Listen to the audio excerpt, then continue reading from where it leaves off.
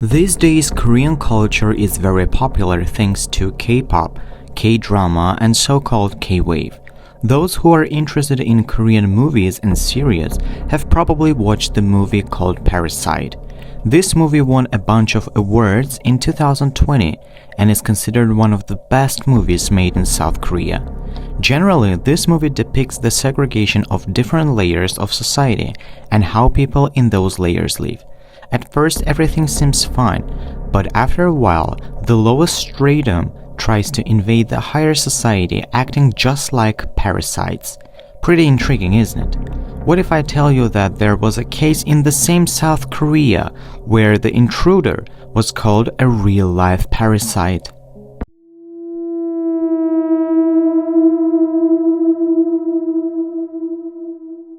Hello everyone and welcome back into the room where even walls have ears. Thank you very much for clicking on this video and I hope you will like this video as well. Today's story is about a serial killer from Asia. By the way, I've already covered the case of a Japanese serial killer named Sataro Fukiage in one of my previous videos. So I will leave the link in the description box or somewhere here, so don't forget to watch that video too. Today's story is about a serial killer from South Korea who was named a real-life parasite and was arrested on Christmas Day 2022. This story is about the most recent serial killers in the history of the country for the last 20 years. So if you are interested in it, stay tuned. And we start with the case of Lee Ki-young. Lee Ki-young, the main character of today's story, the main antagonist. 31-year-old South Korean normal citizen coming from a wealthy family. At least everyone thought that he was from an affluent family. He is not only young but also attractive. Most of you probably know that the beauty standards in South Korea are pretty high. If you are an attractive person in Korea, it means you won a lottery. So, Ki-young won that kind of lottery, and when he was arrested, he was called a K-pop killer. Everything started on Christmas Day. December 25th, 2022 was just a normal Christmas day in South Korea.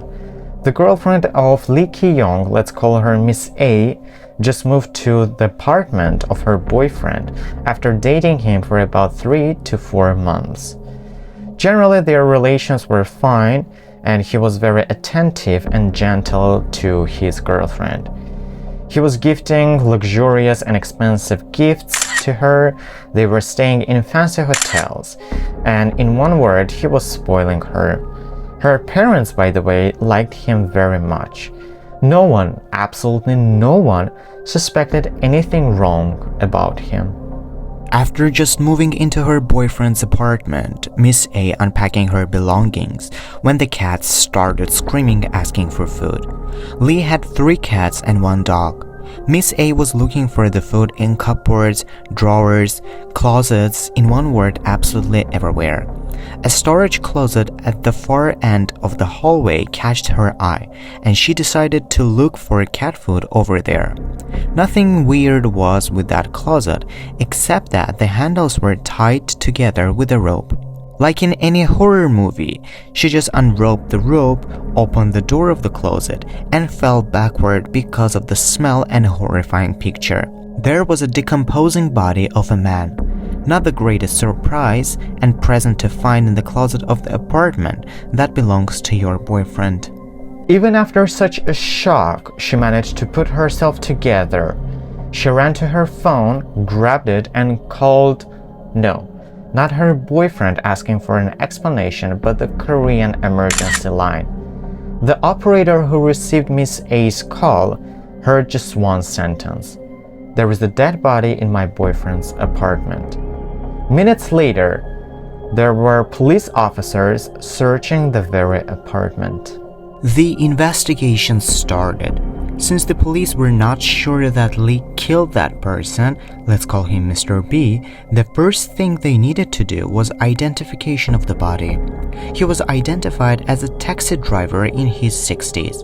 but it was unclear how this Mr. B in his 60s happened to be in the closet of Lee in his 30s.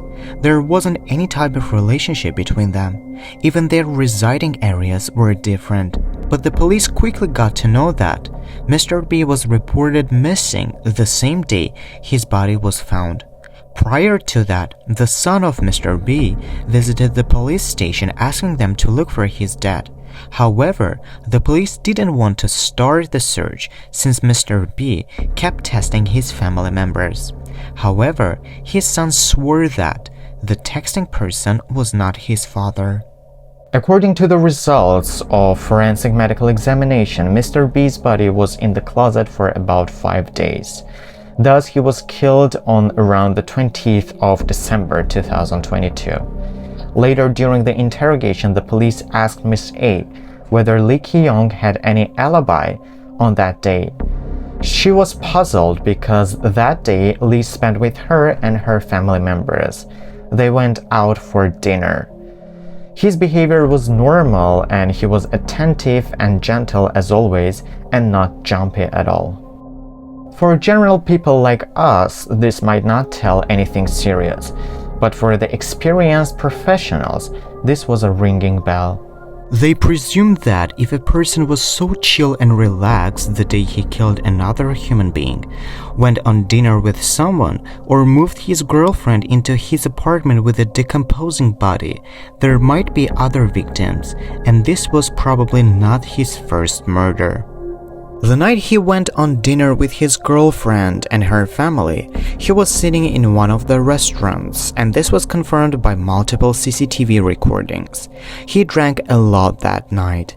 After saying goodbye to others, instead of calling a driver for help, he just sat in his car and headed to his apartment in Paju. He was driving even if he was drunk. Not only that, but by that time everything was happening. Lee's driver license was suspended, so he was not allowed to drive at all. As expected, Lee oversaw the necessary signs and in one cross-section just bumped into another car, a taxi car driven by Mr. B. Mr. B's car was damaged more than Lee's. Since Lee was already in trouble for driving illegally, he started asking Mr. B not to call the police. He was trying to solve the problem under the table by paying a huge lump of cash. After Mr. B consents on solving everything privately, Lee Ki-young asks Mr. B to follow him to his apartment in Paju. Well, just a quick fact, probably most of you know that in South Korea people generally don't invite strangers to their apartments without a reason. Even though this was bizarre, Mr. B follows Lee Ki-young. There are video recordings of Mr. B and Lee in the elevator in the building, and that was the very last time Mr. B was seen alive. 20 minutes later, Lee was caught by the same CCTV in the elevator, but this time he was alone. So, the conclusion is that he somehow managed to commit a crime, clean the place, and hide a body in just 20 minutes. The most shocking is that he was super calm after the murder. Lee said that the motive of the murder was blackmailing. Like the taxi drivers started blackmailing poor and innocent Lee and asked for more money. Then Lee got angry and decided to just kill him. When Mr. B said that if Lee Ki-young didn't pay him a certain amount of money, he would call the police and report on him, he just grabbed the blunt and heavy object next to him and started beating Mr. B with it until the latter stopped breathing. Then he cleaned the place, concealed the body in the closet, went downstairs, and drove the taxi car of Mr. B away from the building where he resided, and even managed to delete all the data in the car's black box. Even though Lee stated that he killed Mr. B suddenly because of anger, later during the investigation, police said that Lee called Mr. B to his apartment only to kill him. Lee didn't have any cash in his place, so he was bearing in mind ending the life of Mr. B right after the car accident. Lee was using Mr. B's phone after unlocking it with the dead body's face. He was taking huge amounts of loans, transferring them to his bank account and writing messages to the family members of the deceased. He was writing such messages as, "I'm so sorry, but I cannot pick up the phone, I'm very busy," or "I'm not coming home today." Meanwhile, Lee was busy spending the money that he got by impersonating Mr. B. He was dining in luxurious restaurants with his girlfriend. They were staying in a 5-star hotel, and he even procured a $5,000 couple rings. All that time, his girlfriend Miss A didn't even suspect all that money was stolen. But this is not the end of the story. After the investigation started, it was revealed that the apartment where Lee Ki-young was living didn't actually belong to him. All the documents were signed by another woman, whom we will call Miss C. And Miss C was kind of missing from the August of the same year. She kept posting on social media some weird messages, but absolutely no one from her surroundings knew what was happening to her. When Lee Ki-young walked into the interrogation room and was asked about Miss C, he coldly said, "You want to talk about Miss C? Oh yeah, she was my ex-girlfriend and I killed her." He said everything in a calm and emotionless way. Miss C, who was in her 50s and I think financially supporting her sugar baby Lee Ki-young, was murdered a couple of months ago before Mr. B was murdered. According to his own testimonies, he killed her and threw the body into the river. Later, the neighbors were shocked when they heard that Lee killed Miss C. They stated that Lee was always nice and polite. He showed a lot of love and affection towards Miss C, but all of them complained that Lee used to smoke a lot, and it is not without the reason. After the death of Mr. B, the neighbors of Lee Ki-young started smelling the odor of roses in their apartments. As revealed later, Lee Ki-young was covering the decomposition smell with the artificial and chemical smell of flowers and other stuff. Of course, police tried to find the body of killed Miss C in the river that Lee mentioned, but it was freezing. The temperature was below zero, so you can imagine that a major part of the river was frozen. But he was just playing with the police. When police couldn't find the body in the river named by Lee, they interrogated him once again. And he just said that, "Oh, maybe that was not the river I threw her body. I might be mistaken." It is worth mentioning that Lee Ki-young enjoyed feeling power over the police. He was pointing to the fallacious places where he supposedly buried the body, and the police would search those places for clues. He just kept teasing the police and having fun.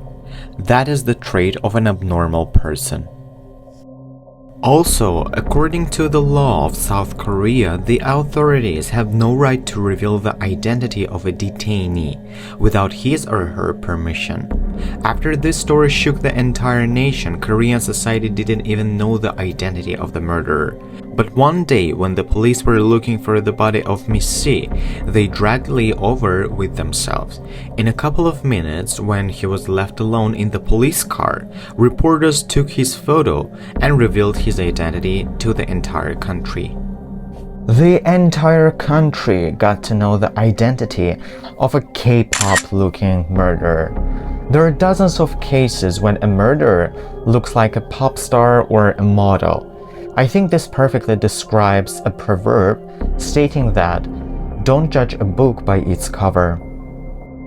I think it is worth giving the prize to the police for thorough investigation. They investigated absolutely everything on this guy prior to the murders. Before that, no one knew his real identity and his true face. Even his girlfriend didn't know about him.